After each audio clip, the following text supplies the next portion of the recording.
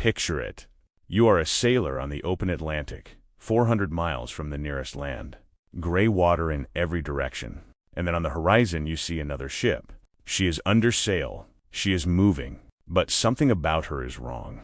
She is drifting off her course, swinging with the wind, like no one has a hand on the wheel.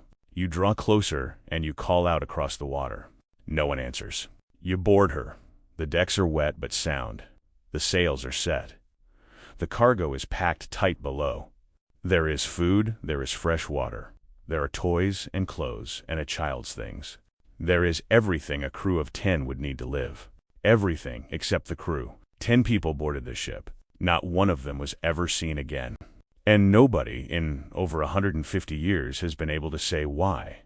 I dig into a new, unexplained case every week. If the things we can't explain keep you up at night, subscribe and tap the bell, so the next one finds you in the dark. Her name was the Mary Celeste, an American merchant brigantine. A working ship. Nothing famous, nothing cursed. On November 7, 1872, she left New York Harbor bound for Genoa, Italy. In her hold sat 1,701 barrels of industrial alcohol. On her deck stood 10 souls. She was a good ship in good hands. And then she sailed straight into the strangest mystery in maritime history. The captain was Benjamin Briggs, 37 years old.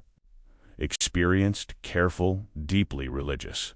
A man who did not drink, did not gamble, and did not take foolish risks. He trusted this ship so completely that he brought his family aboard. His wife, Sarah, and their daughter, Sophia, 2 years old. 7 crewmen sailed with them. Steady, well-regarded men hand-picked for the voyage. 10 people in all. A family, a crew, a small floating world. Remember them, because in a few weeks every single one of them would be gone. December 5, 1872. Another ship, the De Gratia, was crossing the same lonely stretch of ocean, roughly 400 nautical miles east of the Azores. Her crew spotted a vessel ahead, moving oddly, yawing in the swells. They watched her for 2 hours, waiting for a signal, a wave, anything. Nothing came, so they lowered a boat and rowed across. And when the boarding party climbed aboard the Mary Celeste, they found a ship that was perfectly, impossibly alive, under partial sail, riding the water, fully seaworthy, and completely, utterly deserted.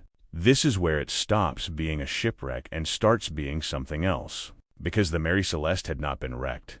She had not burned. She had not been looted. She had not sunk. The cargo was still there. 1,700 barrels of alcohol, almost all of them sealed and untouched. 6 months of food sat in the stores. Barrels of fresh drinking water stood ready. The crew's clothing was folded where they had left it. Their pipes were still aboard. And you have to understand what that means. A sailor in 1872 did not leave his pipe behind. Not in a fire, not in a storm, not for anything. A man abandoning ship for his life still grabs his pipe. These men left theirs. Sarah Briggs left a small harmonium, a sewing machine, personal treasures. Her daughter's things were still in the cabin. Everything of value. Everything you would save. All of it left behind, as if the people simply stepped out of the world.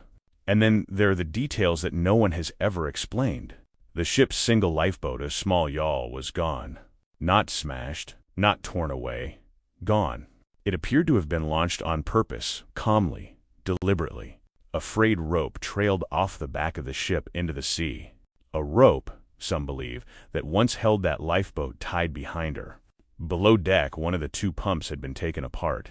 There was water in the hold, a few feet of it. Enough to frighten a captain, not enough to sink a ship. And the last entry in the logbook was dated November 25th. But she was found on December 5th. That is 10 days. 10 days in which a ship kept sailing east across the Atlantic, with no one at all on board. Where were her people for those 10 days? The log does not say. Nothing on that ship says. When the Des Gratia sailed her into Gibraltar, the authorities did not see a mystery. They saw a crime. A court official named Frederick Soliflood was convinced this was murder or fraud, or worse. He tore the ship apart looking for blood, for a weapon, for a struggle. He suspected mutiny. He suspected piracy. He suspected the men who found her. For over 3 months they investigated, and they found nothing. No blood that could be proven human. No sign of violence. No evidence of a fight. No motive, no bodies, no answer. The case was closed with the mystery fully intact. Now let's be honest with each other. There are calm, rational theories, and they are worth taking seriously. The strongest one goes like this. 9 of those alcohol barrels were later found empty. Alcohol vapor may have leaked and built up in the sealed hold. Perhaps a rumbling, a hiss, a small burst of fumes made Captain Briggs believe the ship was about to explode. A careful captain with his wife and child aboard does the careful thing. He orders everyone into the lifeboat. He ties it to the ship with a rope. He waits at a safe distance for the danger to pass, and then the wind catches the sails. The Mary Celeste pulls away. The rope snaps, and 10 people are left in a tiny open boat, watching their ship sail off without them into 400 miles of empty ocean. It fits almost perfectly.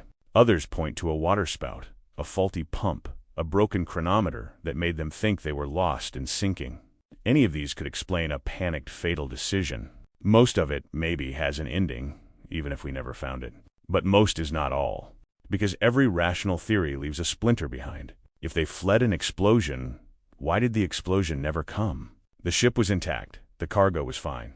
There was no scorch, no blast, no fire. If they climbed calmly into a lifeboat, why leave the food, the water, the navigation tools a survivor would need?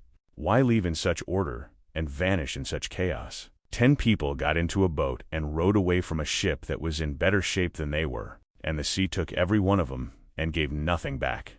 No boat, no bodies, no wreckage. Not a name carved into driftwood. Not a single trace. A captain who did everything right. A wife. A little girl who was 2 years old. Gone into water that keeps its secrets better than any grave. So the next time you hear someone call the Mary Celeste a legend, remember that she was real. Remember that the food was still on the table, and the pipes were still in their places. Remember that she was found still sailing, patient and silent, carrying no one at all. And remember that somewhere out on that gray Atlantic, on a December morning in 1872, 10 people stepped off the edge of the known world and never came back. We have theories. We will never have the truth. I release a new one of these every week. If this got under your skin, hit subscribe, ring the bell, and stay close. There are so many more of these, and the ocean is very deep and very old. This is Storytime with Finnley. Sleep well, and stay off the dark water.